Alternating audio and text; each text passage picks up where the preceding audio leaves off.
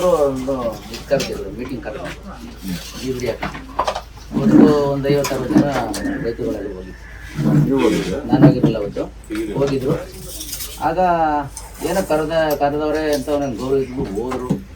ಅವತ್ತೂ ಯಾವುದೇ ಕಾರಣಕ್ಕೂ ನಾವು ಬಹುಸೋದಿನ ಕೊಡಲ್ಲ ಅಂತಕ್ಕಂಥದ್ದು ನಿಲುವಿದ್ದು. ಅವ್ರು ಇನ್ನೂ ಬೇರೆ ಇದ್ದಿದ್ರೆ ಹೇಳಿ ಅಂತ ಅಂದಾಗ, ಇಲ್ಲ ಯಾವುದೇ ಕಾರಣಕ್ಕೂ ನಾವು ಭೂಮಿ ಕೊಡಲ್ಲ, ಒಂದೇ ಸಿಕ್ಕಾಗ ಅಂತ ನಾವು 1.5 ವರ್ಷದಿಂದ ಹೋರಾಟ ಮಾಡ್ತಾ ಇರೋದು ಇದೇ ಉದ್ದೇಶ ಅಂತ ಹೇಳ್ಬಿಟ್ಟು ಬಂದರು. ಆಮೇಲೆ ಆಯಿತು, ನಾನು ಮುಖ್ಯಮಂತ್ರಿ ಅವ್ರಿಗೆ ಒಂದು ಸಭೆ ಕರಿತೀನಿ, ನಿಮ್ಮೆಲ್ಲ ಕರೆಸಿ ಮಾತಾಡ್ತೀನಿ ಅಂತ ಹೇಳಿದ್ರು. ನಾವು ಅವತ್ತು ಒಂದು ಒತ್ತಾಯ ಮಾಡಿದ್ರು, ಪ್ರಕಾಶ್ ಅವರೆಲ್ಲ ಹೋಗಿದ್ರು. ಏನಂದರೆ, ನೀವು ಆಯಿತು, ನೀವು ಮುಖ್ಯಮಂತ್ರಿ ಜೊತೆ ಚರ್ಚೆ ಮಾಡೋವರೆಗೂ ಯಾವುದೇ ಕಾರಣಕ್ಕೂ GBDಯಿಂದ ಯಾವುದೇ ಪ್ರಕ್ರಿಯೆ ಕೈಗೊಳ್ಳಬಾರ್ದು, JMC ಮಾಡಬಾರ್ದು ಅಂತ ಒಂದು ತಾಕೀತು ಮಾಡ್ಬಿಟ್ಟು ಬಂದಿದ್ರು. ಆಯಿತು ಅಂತ ಒಪ್ಕೊಂಡಿದ್ರು. ಇವರು ಏಕಾಏಕಿ ಇವರು ನಮ್ಗೆ ಯಾವುದೇ ಮಾಹಿತಿ ಕೊಡದೆ JMC ಮಾಡಕ್ಕೆ ಬಂದ್ರು.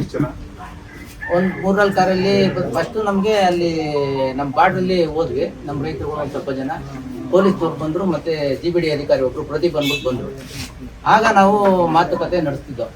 ನೋಡಿ, ಹಿಂಗೆಲ್ಲ ಮಾತುಕತೆ ಆಗಿದೆ, ಶಾಸಕರು ಕೂಡ ಕರೆದು ಮಾತಾಡಿದ್ದಾರೆ, ಮುಖ್ಯಮಂತ್ರಿ ಹತ್ರ ಭೇಟಿ ಮಾಡ್ತೀವಿ ಅಂತ. ಅಲ್ಲಿವರೆಗೂ ನಾವು ಹೇಳಿದ್ವಲ್ಲ, ಯಾಕೆ ಬಂದ್ರಿ ನೀವು ಅಂತ ಅಂದಾಗ, ಆಯಿತು ಪ್ರದೀಪ್ ಅನ್ನೋರು ಮೇಲಾಧಿಕಾರಿಗಳ ಹತ್ರ ಚರ್ಚೆ ಮಾಡಿ ನಾವು ತಿಳಿಸ್ತೀವಿ ಅಂತ ಹೇಳ್ತಿದ್ರು, ಮಾತುಕತೆ ನಡೆಸ್ತಿದ್ದೋ.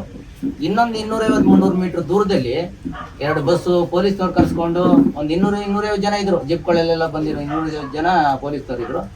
GBD ಅಧಿಕಾರಿಗಳು ಒಂದು 3-4 ಕಾರಲ್ಲಿ ಬಂದಿದ್ರು. ಕರ್ಕೊಂಡು ಕಳೆದಾರಿಲಿ JMC ಮಾಡಕ್ಕೆ ಹೊರಟಿದ್ರು.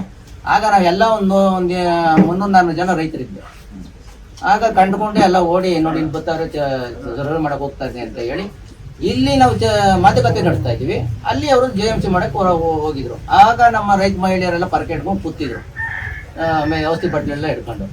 ಆಗ ರೋಸದಿಂದ ಒಂದು ಸ್ವಲ್ಪ ಉದ್ವಿಗ್ನ ಪರಿಸ್ಥಿತಿ ಉಂಟಾಯ್ತಲ್ಲಿ. ಕಳ್ಳು ನುಗ್ಗಾಟ, ಪೊಲೀಸ್ನವ್ರಿಗೆ ಮತ್ತು GBD ಎಲ್ಲ ಕಳ್ಳು ನುಗ್ಗಾಟ ಆಯಿತು. ಹೌದೌದು, ಇಲ್ಲ ಅವ್ರು ಕೇಳಿದ್ದು ಯಾರೋ ಒಪ್ಪಿಗೆ ಇರೋರ್ಗೆ ಅಳಿಸ್ತೀವಿ ಅಂತ ಒಪ್ಪಿಗೆ ಕೊಟ್ಟವ್ರೆ ಅಂತ ಹೇಳಿದ್ರು. ಇವಾಗ ಕೊಟ್ಟಾದ್ಮೇಲೆ ಪಕ್ಕದವ್ರು ಕೊಟ್ಟು ನಮ್ಗೆ ಕೊಡ್ಬೇಕಲ್ವಾ? ಇವಾಗ ಒಂದು ಊರಲ್ಲಿ ಕೆಲವ್ರು ಒಪ್ಪಿಗೆ ಇರ್ತವೆ, ಒಬ್ಬ ಒಪ್ಪಿಗೆ ಇರಲ್ಲ, ಎಲ್ಲರಿಗೂ ತಿಳಿಸ್ಬೇಕಲ್ವಾ? ಅವರು ಸರ್ವೆ ಮಾಡ್ಬೇಕಾದ್ರೆ ಪಕ್ಕದ ಹೊಲಗಳಿಗೆ ಎಲ್ಲರಿಗೂ ನೋಟಿಸ್ ಕೊಡ್ಬೇಕು. ಅವ್ರು ಇಂಥ ದಿನ ಸರ್ವೆ ಮಾಡ್ತೀರಿ, ಇಂಥದ್ದು ನಿಮ್ದೇನಾಯ್ತು ದಾಖಲೆಗಳು ತನ್ನಿ ಅಂತ ಹೇಳ್ಬೇಕು. ಏನಿಂದ ಏಕಾಏಕಿ ಬಂದವ್ರೆ ಗೊತ್ತಾ, ನಾನು ಜಮೀನವ್ರು ಅಂತ ಸುಳ್ಳು ಹೇಳಿದ್ರು. ನಾನೇ ಓದಿ ಹೇಳ್ದೆ, ಅಪ್ಪನ ಯಾರು ನೀನು ಅಂತ ಹೇಳಿದ್ರೆ, ನಾನು ಜಮೀನವ್ರು ಅಂತ ಪಾಣಿ ಇಟ್ಕೊಂಡು ತೋರಿಸಿದ್ರು. ತಂದಿದ್ರು ಹೇಳ್ರ. ಆಮೇಲೆ ನೀನ್ ಯಾವ್ರು ಅಂದ್ರು. ನಾವು ಬನ್ನಿರಿ ಅಪ್ಪ, ನಿಂದೇನೋ ಅಡ್ರೆಸ್, ಅದ್ರ ಆಧಾರ್ ಕಾರ್ಡ್ ತೋರಿಸ್ತೀನಿ ನಾನು, ನೋಡಿ ನಂದಿದೆ, ನಿನ್ ತೋರ್ಸಪ್ಪ ಇಲ್ಲಿ.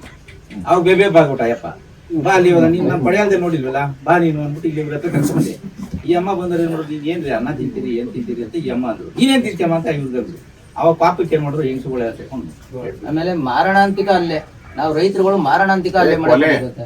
ಏನು ಯಾವ ಇಟ್ಕೊಂಡಿದ್ದ, ನಾವು ಏನ್ ಕುಡ್ಲಿ ಇಟ್ಕೊಂಡಿದ್ವಾ, ಮಕ್ಕಿ ಇಟ್ಕೊಂಡಿದ್ವಾ, ಗಣ್ಣೆ ಹಿಡ್ಕೊಂಡಿದ್ವಾ? ಇವತ್ತು ಮತ್ತೆ ನಾವು ಮಾರಣಾಂತಿಕ ಅಲ್ಲೇ ಮಾಡ್ಬೇಕಾದ್ರೆ ಪೊಲೀಸ್ನವ್ರು ಏನ್ ಮಾಡ್ತಾ ಇದ್ರಿ? 250 ಜನ ನೀವು